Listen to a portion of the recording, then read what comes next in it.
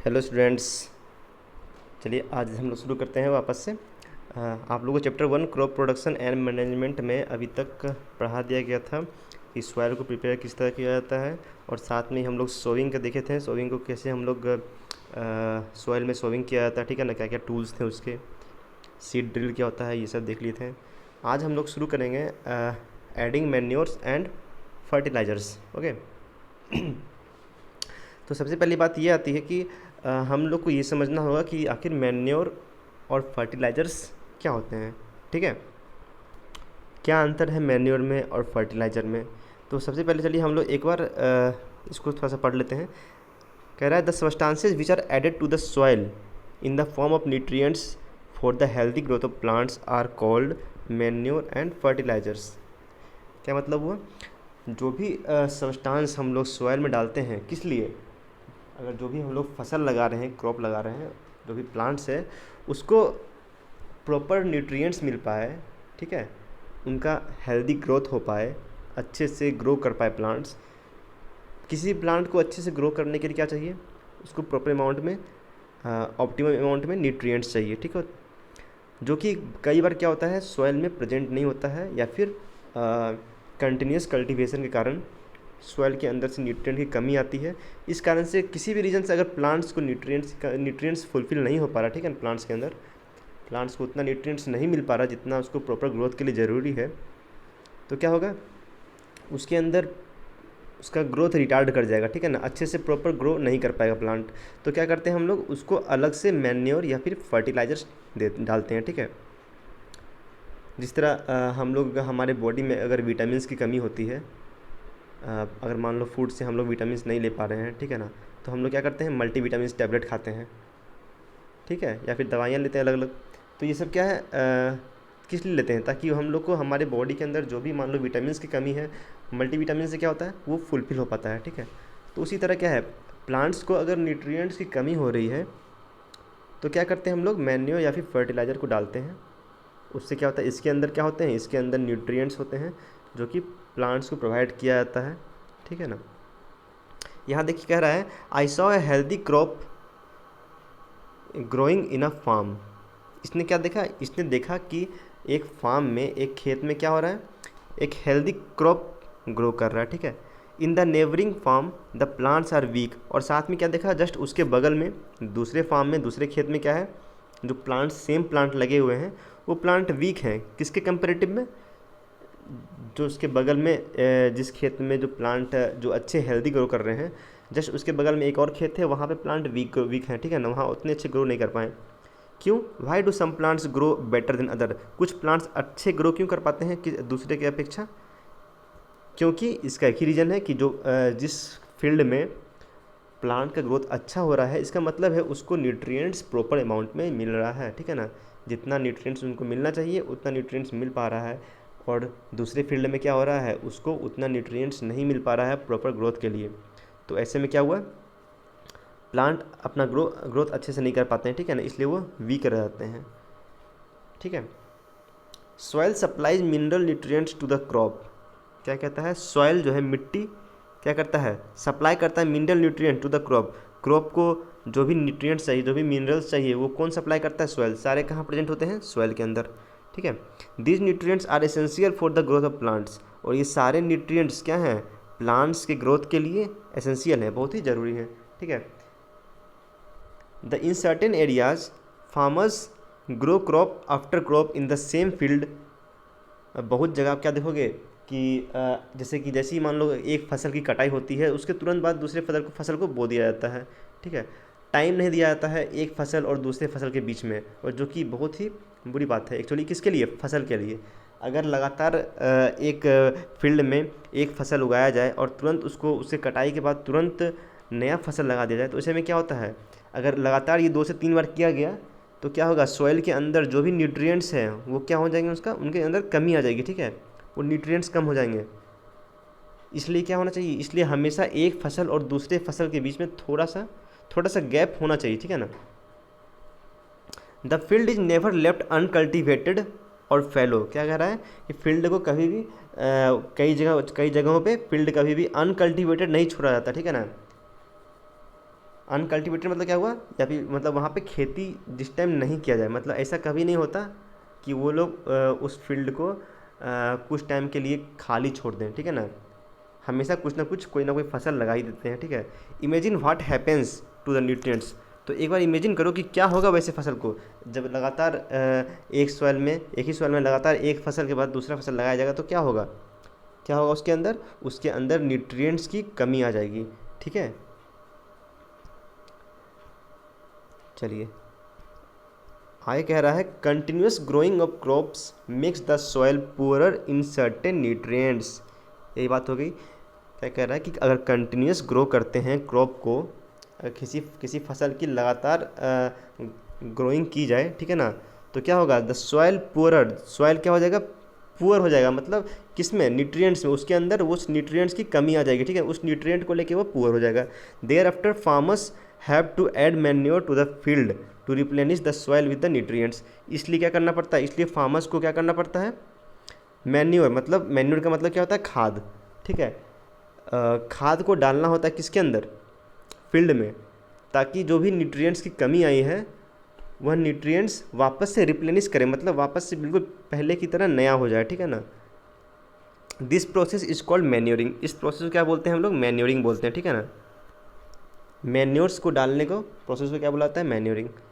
Improper और insufficient manuring results in weak plants, अगर जितना इम्प्रॉपर मतलब अगर गलत तरीके से किया जाए, या फिर इम्प्रॉपर अमाउंट में, मतलब इनसफिशियंट अमाउंट में, मतलब जितना अमाउंट में उसको चाहिए, अगर आपको 4 रोटी की भूख लगी है, आपको 2 रोटी दिया जाए तो क्या होगा, आपका भूख नहीं मिटेगा, आपका बॉडी अच्छे से ग्रो भी नहीं कर पाएगा, जितना उसको, अगर बॉडी को प्रॉपर ग्रोथ करने के लिए 4 रोटी खाना ज़रूरी है और हम लोग अगर 2 रोटी खा रहे हैं तो क्या होगा, हमारा बॉडी प्रॉपरली ग्रोथ नहीं कर पाएगा, ओके। तो वही कह रहा है, अगर इम्प्रॉपर या फिर गलत तरीके से दिया जाए, या फिर इनसफिशियंट अमाउंट में, जितना अमाउंट में उसको चाहिए मैन्योर्स, खाद, उतना अगर नहीं दिया जाए तो क्या होगा, प्लांट्स कैसे रह जाएंगे, वीक रह जाएंगे, ठीक है। Manure is an organic substances obtain from the decomposition of plant और एनिमल वेस्टेज। चलिए अब डिटेल से थोड़ा समझते हैं कि मैन्योर क्या होता है। आइए पहले यहाँ हम लोग देख लेते हैं नेक्स्ट पेज में, यहाँ दिया गया डिफरेंस कि आखिर क्या डिफरेंस है फर्टिलाइज़र में और मैन्योर में, आखिर होता क्या है, फर्टिलाइज़र क्या होता है और मैन्योर्स क्या होता है, ठीक है। तो देखिए फर्टिलाइज़र क्या है, fertiliser is an organic salt, ठीक है।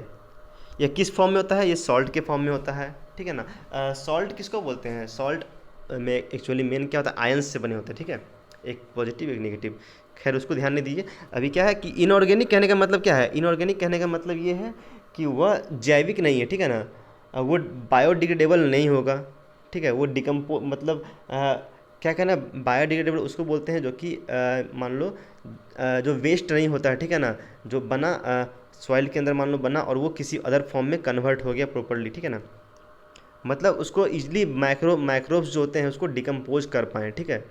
लेकिन फर्टिलाइज़र क्या होता है, फर्टिलाइज़र इनऑर्गेनिक होता है, और साथ में क्या है, manure is a natural substances, ये क्या है, natural substances obtain by the decomposition of cattle dung, human waste and plant residues. क्या होता है, मैन्योर जो कि खाद है, ये वैसा खाद है जो कि क्या होता है, जो कि हम लोग खुद से तैयार करते हैं, ठीक है ना, नेचुरली तैयार किया जाता है। कैसे, आप गांव में जाओगे तो अक्सर देखोगे वहाँ पे जो काऊ डंग होता है, गाय की जो गोबर होती हैं, ठीक है, उनको एक बड़े से गड्ढे में जमा किया जाता है, ठीक है, और काफ़ी दिनों तक जब वो उस गड्ढे में जमा रहता है तो क्या होता है, वो डिकम्पोज कर जाता है, ठीक है, सड़ जाता है, और उसके बाद क्या होता है, वह कन्वर्ट हो जाता है किस में, मैन्योर्स में, ठीक है। तो ये क्या था, ये सब प्रोसेस जो होता है किससे हुआ, जो वहाँ पे माइक्रोब्स पाए जाते हैं, जो माइक्रो ऑर्गेनिजम्स थे, ठीक है, वो क्या किए, उस काऊ डंग को या फिर कोई भी किसी तरह ह्यूमन वेस्ट हो, ठीक है, या प्लांट का रेसिड्यू हो, मान लो प्लांट सड़ गया, ठीक है ना, उसके बाद जो उसका वो डिकम्पोज होता है, उसके बाद जो भी मतलब लिविंग थिंग्स हैं, ठीक है ना, क्या होगा, वो कन्वर्ट हो जाएगा, डिकम्पोज होने के बाद किस में कन्वर्ट हो जाएगा, मैन्योर्स में। तो ये सारे कैसे थे, ये सारे नेचुरल थे, ठीक है। तो जो भी सब्सटेंस जो खाद की तरह काम करे और वो नेचुरल अगर होता है, ठीक है, तो वो क्या है, मैन्योर है। और अगर वो आर्टिफिशियल है, ठीक है ना, हमारे द्वारा खुद से बनाया गया है, तो वो क्या होगा, फर्टिलाइज़र है, ठीक है। फर्टिलाइज़र्स कभी किसी तरह कोई मतलब एनिमल या प्लांट रेसिड्यू इससे नहीं बनते हैं, ठीक है, इनको फैक्ट्रीज में बनाया जाता है। तो मैन्योर्स कैसे थे, मैन्योर आपको रहेंगे ऑर्गेनिक, ऑर्गेनिक का मतलब क्या हुआ, जैविक, ठीक है, जो कि जीव जंतु से बनाया गया हो, ठीक है, मतलब बिल्कुल बायोडिग्रेडेबल होता है ये। चलिए, फर्टिलाइज़र इनऑर्गेनिक है, मैन्योर ऑर्गेनिक होता है, ठीक है। इसको नेचुरली सब्सटेंस को इसको नेचुरली ऑब्टेन किया जाता है कहाँ से, by the decomposition of cattle dung, human waste या फिर प्लांट रेसिड्यू। दूसरा डिफरेंस कहता है कि fertiliser is prepared in factories, इसको कहाँ प्रिपेयर करते हैं हम लोग, फैक्ट्री के अंदर, ठीक है। Fertiliser is prepared in factories, factory में क्या कहता है, इसको बनाया जाता है। Manure can be prepared in the field, इसको हम लोग सिंपली फील्ड में भी बना सकते हैं, बताया ना, किसी भी एक बड़ा सा गड्ढा किया जाता है, पीट किया जाता है, ठीक है ना, और उसमें काव डंग हो गया या फिर एनिमल वेस्टेज हो गए या फिर प्लांट्स रेसिड्यूज, इसको डाल दिया जाता है, और काफ़ी समय के बाद ये क्या होता है, जब डिकम्पोज करेगा तो मैन्यूर में कन्वर्ट हो जाएगा, जबकि फर्टिलाइज़र फैक्ट्री में बनाया जाता है। अब fertiliser does not provide any humus to the soil, humus जानते हो क्या है, ह्यूमस सॉइल के जो सबसे अपर लेयर होते हैं, कुछ इंचेस तक ह्यूमस होते हैं प्रेजेंट, ठीक है ना, और ये ह्यूमस काफ़ी न्यूट्रिटिव होते हैं, किसके लिए, प्लांट्स के लिए, ठीक है। तो फर्टिलाइज़र क्या होता है, सॉइल में ह्यूमस को ऐड नहीं करता है, ठीक है ना, ये provide does not provide any humus to the soil, soil में कोई भी ह्यूमस को ऐड नहीं करेगा, जबकि manure provides a lot of humus to the soil, ये क्या करता है, सॉइल में जो ह्यूमस का लेयर है उसको बढ़ाता है, ठीक है ना, सॉइल में मैन्योर्स को ह्यूमस को ऐड करता है। चलिए, fertiliser are very rich in plant nutrients like nitrogen, phosphorus and potassium. Fertilisers कैसे होते हैं, फर्टिलाइजर्स कोई भी न्यूट्रिटिव रिच होता है, ठीक है ना, स्पेशली मान लीजिए उसके अंदर कुछ फर्टिलाइजर्स में आपको नाइट्रोजन का दिया जाता है, ऐड किया जाता है, ठीक है ना, कुछ फर्टिलाइजर में फॉस्फोरस होता है, ठीक है, किसी में पोटासियम। एक फर्टिलाइज़र आता है जिसका नाम क्या है, एनपीके फर्टिलाइज़र, ठीक है ना, ये मार्केट में इसी नाम से बिकता है, ठीक है, एनपीके फर्टिलाइज़र।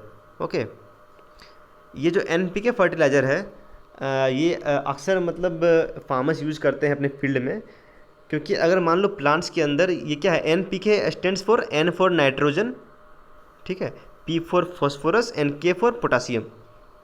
ओके, ये सारा क्या है, मतलब सिंबल है ये सब एलिमेंट्स के, ठीक है।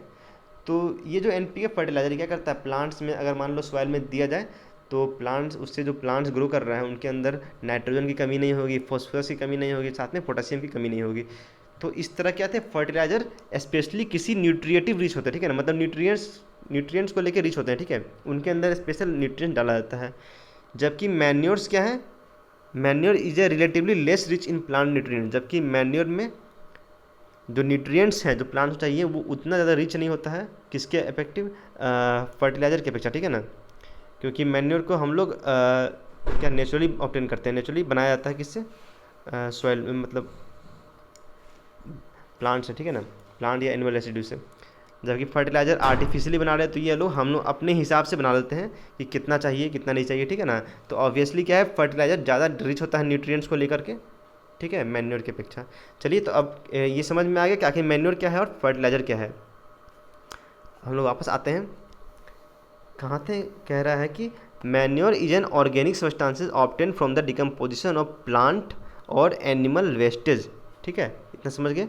Farmers dump plant and animal waste in pits, क्या करते हैं फार्मर्स, डंप करते हैं मतलब डाल देते हैं, मतलब किस में, डंप करना मतलब होता है कि उसको गड्ढे में डालना, ठीक है, इस तरह से। तो farmers dump plant and animal waste, क्या करते हैं, प्लांट्स को और एनिमल वेस्टेज को डंप करते हैं किसके अंदर, पिट्स में, मतलब एक बड़ा सा गड्ढा बनाया जाता है, कहाँ, एक ओपन प्लेसेस में, and allow it to decompose, ठीक है, और उसको क्या क्या जाता है, डिकम्पोज होने के लिए छोड़ दिया जाता है।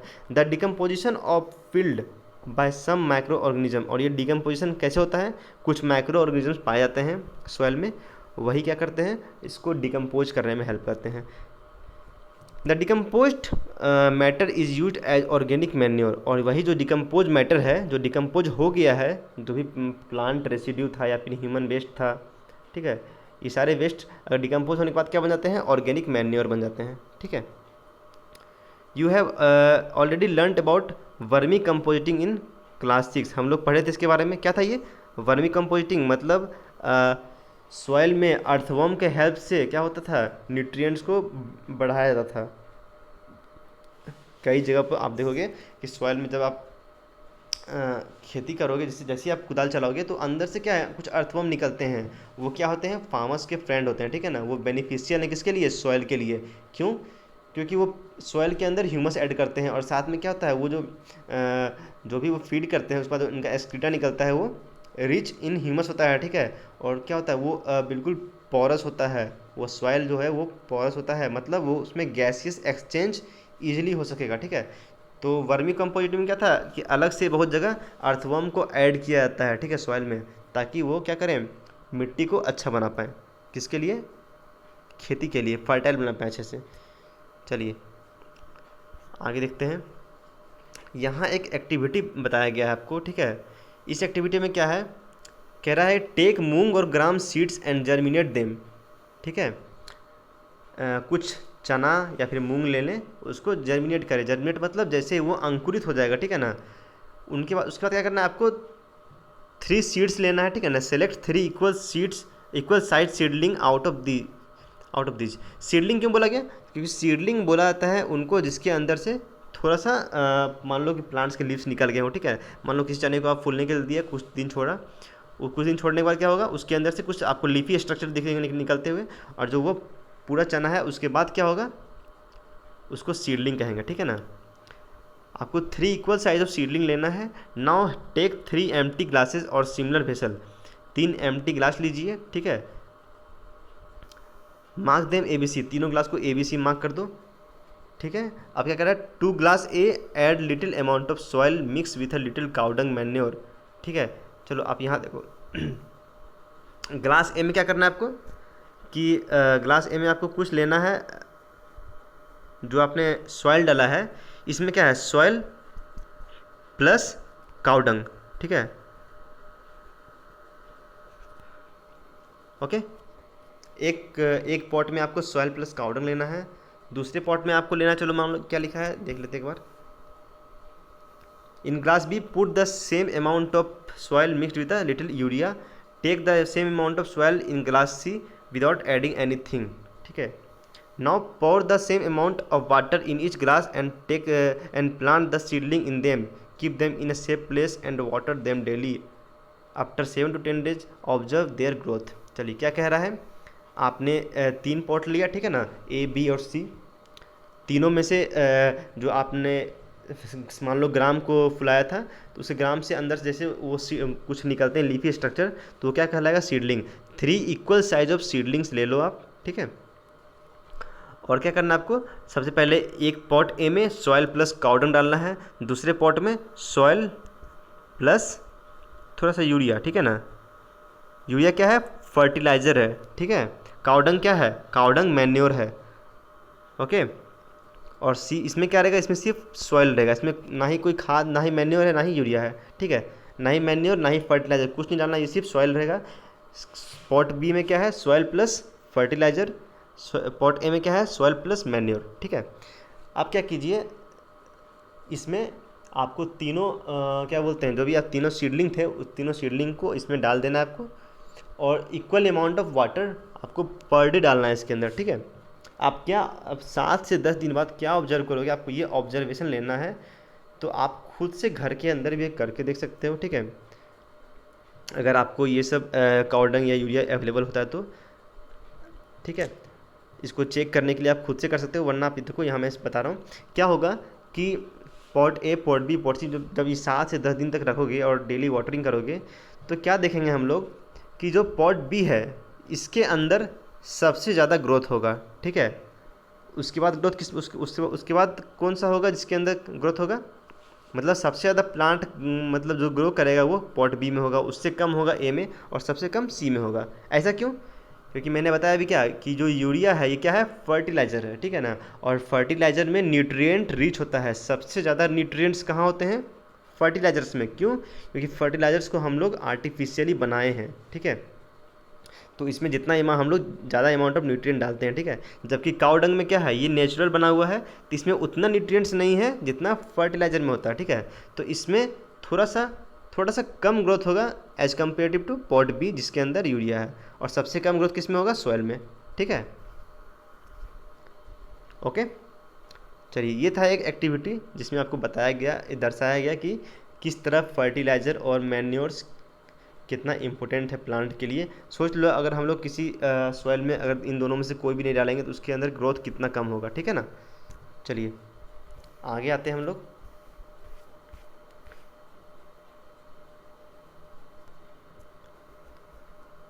कह रहा है कि हाँ, did all the plants in all the glasses grow at the same pace. कि सारे प्लांट्स जो सारे ग्लास में डाला गए थे सभी सेम पेस मतलब सेम रफ्तार से, ठीक है ना, ऐसा ग्रो किए थे। तो आंसर क्या होगा, नो, ठीक है, क्योंकि सब में तीनों में अलग अलग पेस से ग्रो किया है। जिसमें फर्टिलाइज़र था उसमें सबसे ज़्यादा तेज, उससे कम मैन्योर वाले में, उससे कम सॉइल वाले में, ठीक है। चलिए आगे क्या है, which glass showed better growth of plants.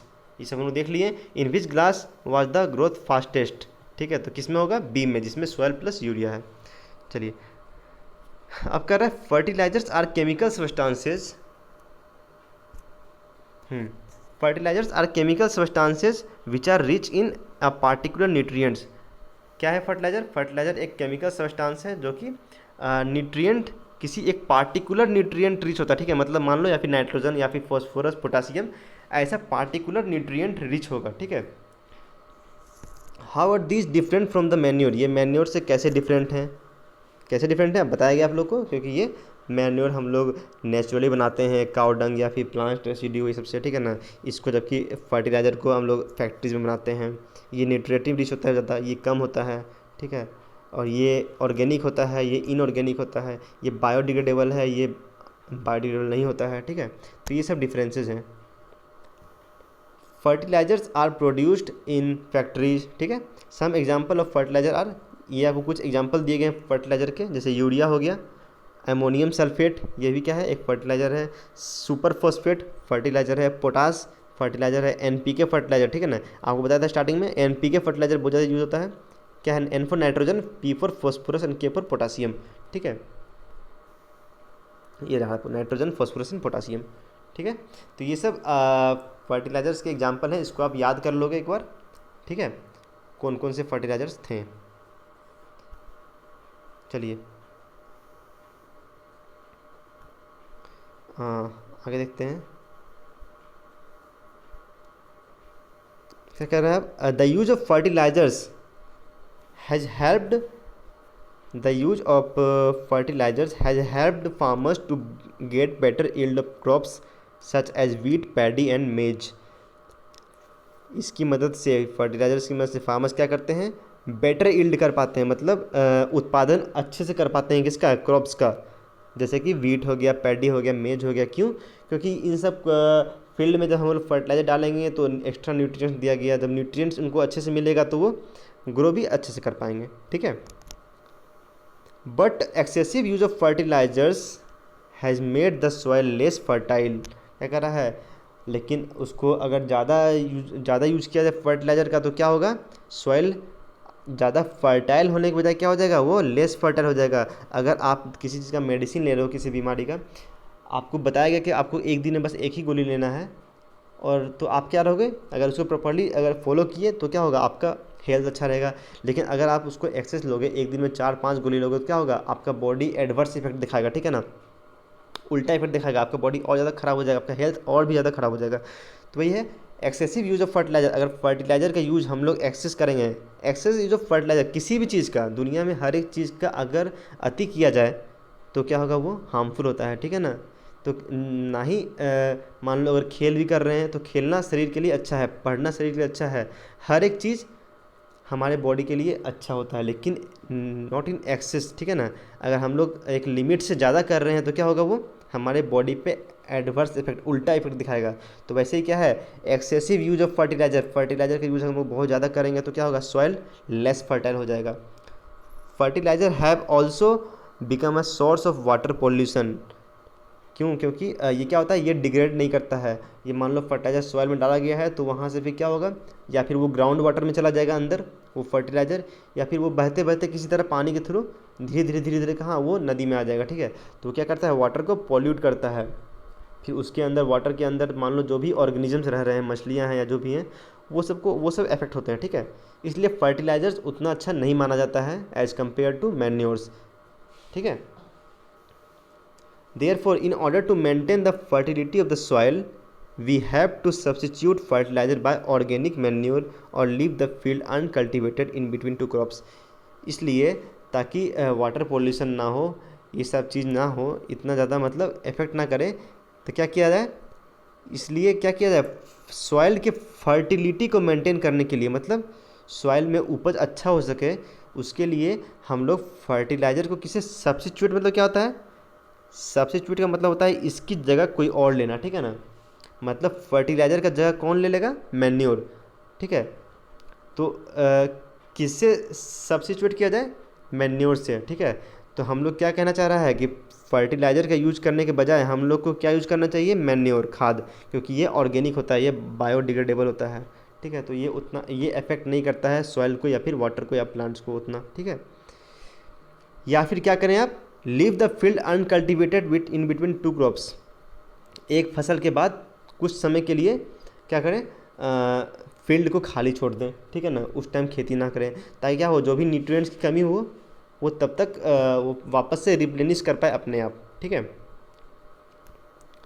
चलिए आगे है, the use of manure improve soil texture as well as its water retaining capacity. क्या कर रहा है, जब मैन्योर की यूज करने से, जो भी ऑर्गेनिक है, ठीक है ना, ऑर्गेनिक मैन्योर जो होता है, इसके यूज करने से क्या होता है, सॉइल का जो टेक्सचर, मतलब क्या होता है, टेक्सचर का मतलब है बनावट, ठीक है। आप मिट्टी में देखोगे तो उसका हर बहुत सारा लेयर होता है, कुछ छोटे छोटे पार्टिकल्स होते हैं, कुछ बड़े पार्टिकल्स होते हैं, ठीक है, कुछ सैंड पार्टिकल्स होते हैं, तो ये सब क्या कहलाएगा, एक टेक्सचर कहलाएगा, ठीक है। तो ये क्या करता है, उसके सॉइल को टेक्सचर को इम्प्रूव करता है, ठीक है, और साथ में ही क्या करता है, वाटर रिटेनिंग कैपेसिटी, सॉइल क्या करता है, वाटर को होल्ड करता है, ठीक है। तो मैन्योर यूज़ करने से क्या होगा, उसके सॉइल की वाटर रिटेनिंग, वाटर को होल्ड करने की कैपेसिटी बढ़ेगी, और जितना ज़्यादा वाटर को वो होल्ड करेगा वो प्लांट्स के लिए उतना ही अच्छा होता है, ठीक है। It replenishes the soil with all nutrients, manure साथ में क्या करता है, सॉइल में जो भी न्यूट्रिएंट्स हैं जिसकी कमी होती है उसको वो फुलफिल कर देता है, वापस से नया कर देता है, ठीक है। कहिए आगे क्या है, चल देखते हैं। Another method of replenishing the soil with nutrients is through crop rotation. एक और तरीका क्या है, सॉइल को रिप्लेनिश करने का, किससे, न्यूट्रिएंट्स से वापस से भरपूर करने के लिए एक और तरीका क्या है, वो है क्रॉप रोटेशन। तो देखते हैं क्रॉप रोटेशन क्या होता है। This can be done by growing different crops alternately. कहा जा रहा है कि क्रॉप का रोटेशन करना मतलब एक फसल को लगातार नहीं लगाया जाए। अगर मान लो हम लोग किसी पैडी को ग्रो कर रहे हैं, ठीक है, या वीट ग्रो कर रहे हैं, तो लगातार उसी की खेती ना किया जाए, ठीक है, उसके बीच में कुछ दूसरे क्रॉप्स को लगाया जाए, ताकि क्या हो, मान लो अगर एक न्यूट्रिएंट, मतलब एक क्रॉप है, एक क्रॉप, ठीक है, नंबर 1 क्रॉप को अगर मान लो कुछ न्यूट्रिएंट्स चाहिए, ठीक है, अगर लगातार दूसरी बार भी हम लोग वही क्रॉप लगा देंगे तो सेम न्यूट्रिएंट का यूज़ लगातार होते रहेगा, ठीक है, समझ रहे हो। अगर कोई इंसान को मान लो मैं सिर्फ रोटी खाता हूँ और लगातार सिर्फ रोटी खाऊं, ठीक है ना, रोटी रोटी खाते रहूँ, तो क्या होगा, आटा बहुत जल्दी ख़त्म हो जाएगा, ठीक है ना। तो बस वही चीज़ है, तो क्या होना चाहिए, कभी रोटी, फिर थोड़ा चावल, फिर थोड़ा दाल, ठीक है। तो ऐसे में क्या होगा, वो हम लोग एक अच्छे समय तक सबको बना के चल सकते हैं। ये एग्जाम्पल था, ठीक है। तो उसी तरह क्या है, फसल जो लगाया जाता है सॉइल में, वो हमें ऐसा लगाना चाहिए कि एक फसल के बाद दूसरा फसल लगाया जाए, ठीक है ना, ताकि क्या हो, एक ही न्यूट्रिएंट्स की कमी ना हो। और मोस्टली क्या क्या किया जाता है, हम लोग लेग्यूम्स लगाते हैं। चलिए देखते हैं आगे। Earlier farmers in northern India use to grow legumes as fodder in one season and wheat in the next season. जो नॉर्थ में आप जाओगे, नॉर्थ इंडिया में, तो वहाँ के फार्मर्स पहले क्या करते थे कि एक सीज़न में तो मान लो वीट लगा दिए, तो नेक्स्ट सीजन में क्या लगाएंगे, लेग्यूम्स। तो सवाल आता है लेग्यूम्स क्या होता है, ठीक है ना। तो चलिए आपको दिखाता हूँ लेग्यूम्स क्या हैं। जितना भी नट्स होता है, ठीक है ना, आप देख सकते हो, फोटो में आपको दिखाया गया है, ये जितने भी हैं सारे क्या हैं, लेग्यूम्स के अंदर। लेग्यूम्स क्या है, एक प्लांट का एक फैमिली है, ठीक है। इस फैमिली के अंदर ये प्लांट्स के सारे जो भी मतलब बीन्स, जो जितने बीन्स हो गए, राजमा हो गया या फिर मूंग हो गया, चना हो गया, हम लोग बहुत सारा काबली चना खाते हैं, ठीक है, मटर हो गया, ये सारे क्या हैं, लेग्यूम्स में आते हैं। और ये सारे का जो ग्रोथ होता है, ठीक है, इन सारे लेग्यूम्स का जो ग्रोथ होता है, ये क्या करता है, जब भी प्लांट में हम लोग सॉइल में हम लोग लेग्यूम्स प्लांट को लगाते हैं, तो जो लेग्यूम्स प्लांट है, इसके रूट में क्या पाया जाता है? नोड्यूल्स। आप लोग क्लास 7 में पढ़े होंगे, क्लास 7 या 6 में, कि लेग्यूम्स के लगाने से क्या होता है, लेग्यूम्स जो प्लांट होते हैं उनके रूट में नोड्यूल्स पाया जाता है, ठीक है। अगर ये प्लांट है, ठीक है ना, तो उनके रूट में क्या होगा, कुछ इस तरह के स्ट्रक्चर पाए जाते हैं, ठीक है, जो कि क्या कहता है, इतना बड़ा नहीं होता, लेकिन हाँ उस सारे रूट के एंडिंग पे क्या होते हैं, इसको जो आप ब्लैक कलर में देख रहे हो ये क्या है, नोड्यूल्स हैं।